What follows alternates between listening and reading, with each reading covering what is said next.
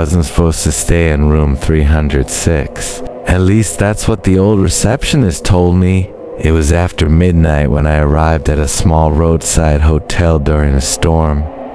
The receptionist checked her computer and said only one room remained, room 306.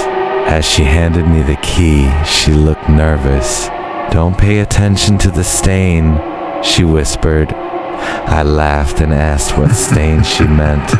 She refused to answer. When I entered the room, everything looked normal until I noticed a dark red stain on the carpet beside the bed. It looked old, like dried blood. That night, I woke up at exactly 2:47 a.m. Someone was whispering. The sound seemed to be coming from beside my bed, from the stain. When I turned on the light, the whispering stopped.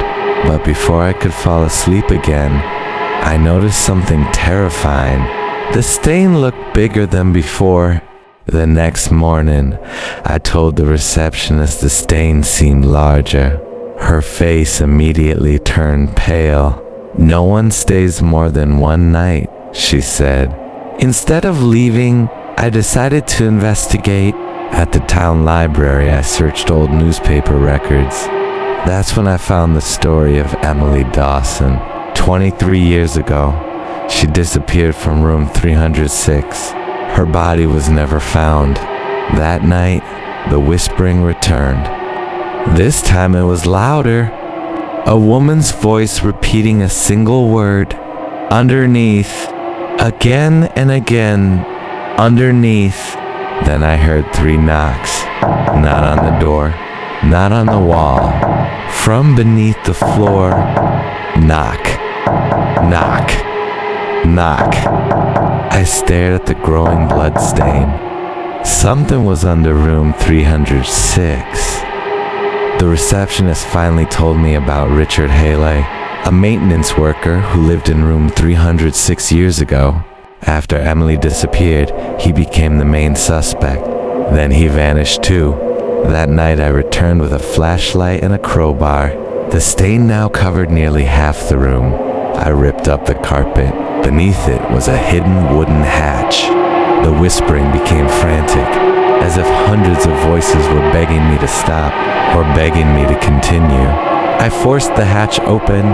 A freezing blast of air rushed upward. I shined my flashlight into the darkness. Human bones, dozens of them. Then I heard breathing. Slow, wet, close, and in the darkness, a pale man slowly smiled at me. The flashlight flickered. The pale man lunged from the darkness and grabbed my ankle. I kicked free and slammed the hatch shut. Something beneath it immediately started pounding violently. I ran from room 306 and called the police. The next day, officers discovered 27 bodies hidden beneath the room. Every victim who had disappeared from the hotel, including Emily Dawson. But there was one problem. Richard Hale wasn't there. No body, no evidence, nothing. 3 months later, I received a package with no return address. Inside was the key to room 306. Attached was a note written in dried blood. "Thank you for opening the door."